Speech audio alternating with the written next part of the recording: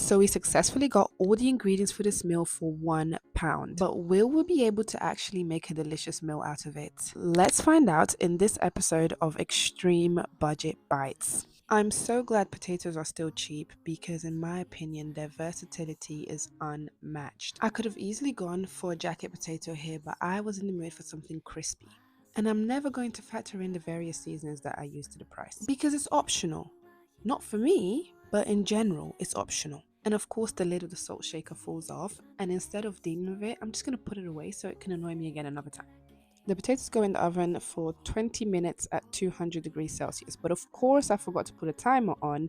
So by the time they came out, they were a little bit over crispy. But guess what? The inside was still lovely and fluffy. So all's well that ends well. The mac and cheese should have been straightforward, but of course, I'm allergic to following instructions. So instead of adding water, I added half water, half milk. And of course, it was way too watery. So I slapped it on the stove, thinking that I'd just add more cheese to thicken it up. But all I needed was literally 2 minutes on the stove and it thickened by itself. I ended up using half the tin of beans and I just added some seasonings to give it a little kick.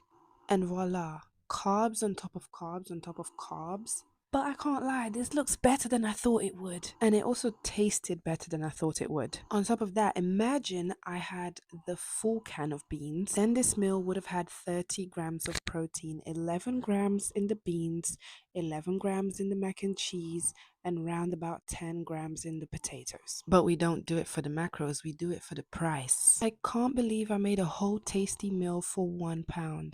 And hopefully, I'll do it again in the next episode of Extreme Budget Bites.